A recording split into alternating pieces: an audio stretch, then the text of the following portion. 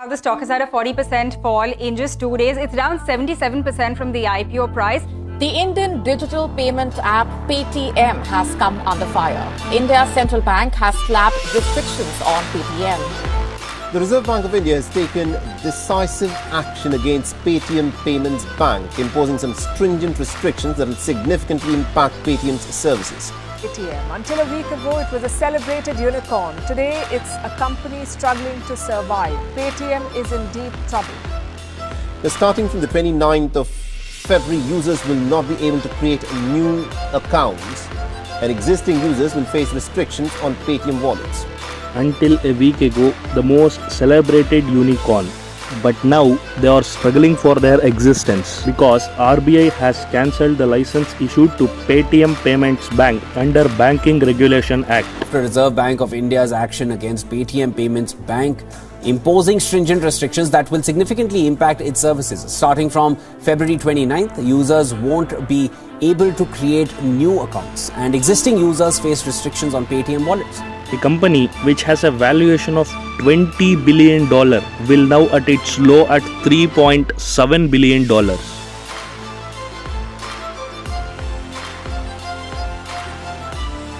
Now, as usual, let's start from basic.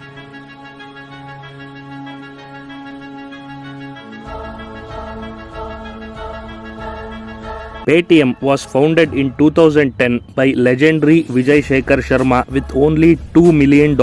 At first, Paytm was providing only prepaid recharge DTH service. Later, Vijay was succeeded in getting investment in 2011 from Sapphire Venture. Then, Paytm launched its game-changing project in 2014, that is Paytm Wallet.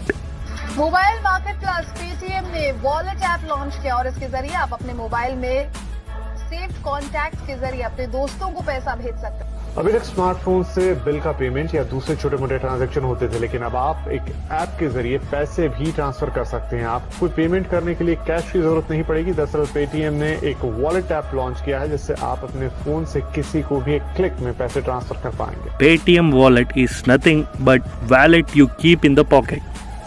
But first, we want to transfer from bank account to the Paytm wallet and use whenever we require. This was the major improvement on digital payments in India. Paytm was succeeded in making Indian Railways and Uber as their first client.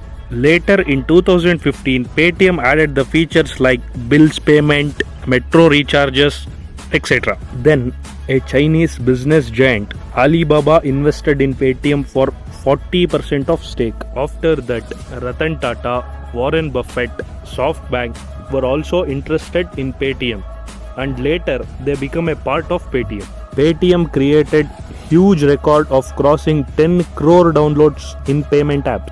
In 2016, a real game changer of Bharat's digital world arises, that is UPI.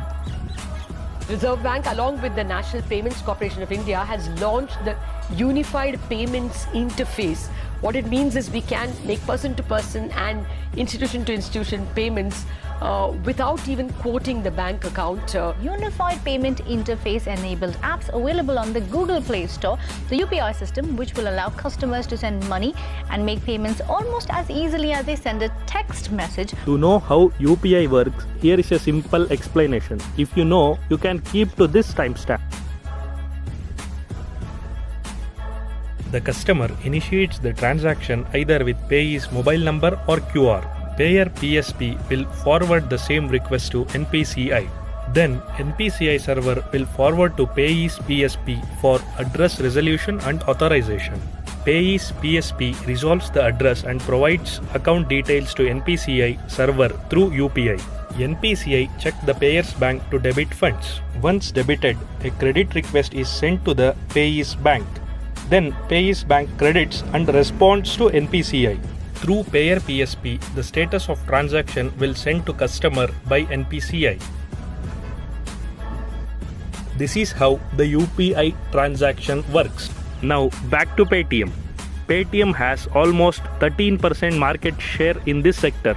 Even though PhonePe and Google Pay are far away from Paytm, but in soundbox distribution, Paytm remains at the top. So Paytm has a potential grip on the market.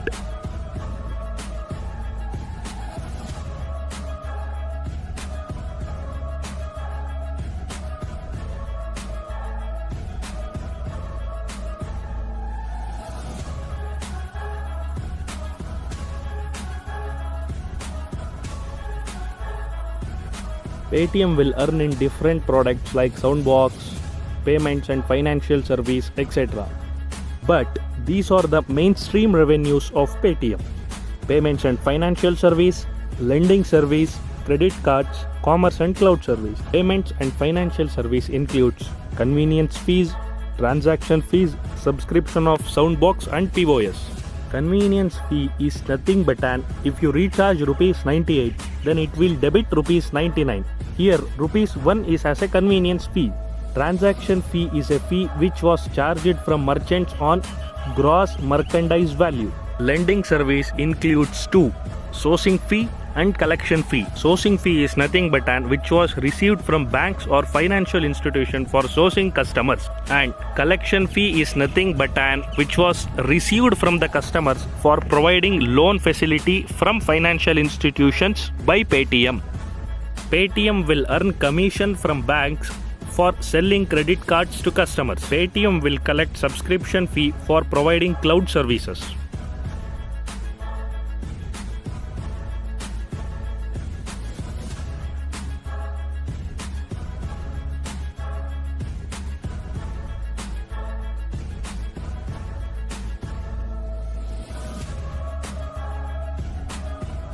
Now let's come to the point. RBI has cancelled the license for Paytm Payments Bank. The question arises is, will you affect with this judgment? Let's see.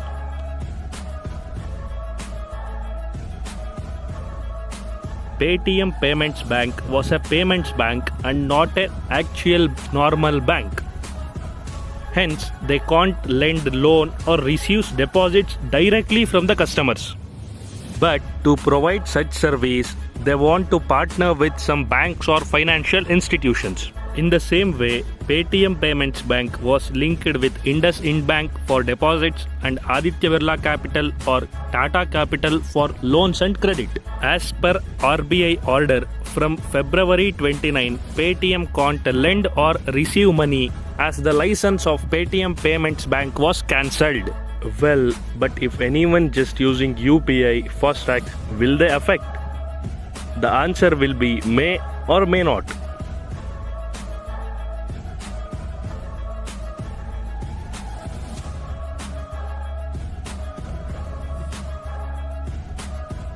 As once you scan the QR code, the amount will be transferred from your account to the nodal account opened by a Paytm Payments Bank.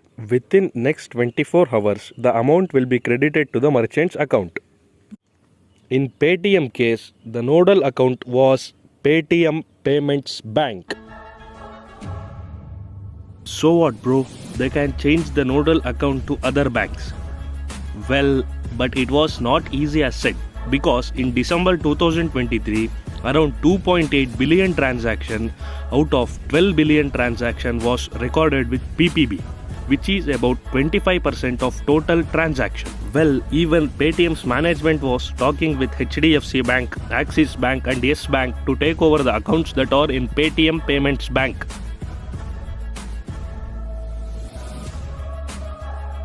Even merchants want to change the QR code if it was powered by Paytm Payments Bank. As per source, there are two reasons for cancelling the license by RBI. Number one is not verifying the KYC of customers, and number two is China's interference in Paytm. But even though they are just assumptions by the news channels, the main part is future of Paytm after February 29. Let's see how Paytm will handle this crisis. Well, what are the lessons that business need to learn from this? Number one is there will be a turmoil in everyone. We want to handle it correctly. Number two is even $24 billion may become $3 billion within a decision. Number three was government and regulators are the supreme, either democracy or communism. Now let's come to the most important part of the episode, that is study material. Stay tuned for latest case studies. Dhanyavad. I will see you in next.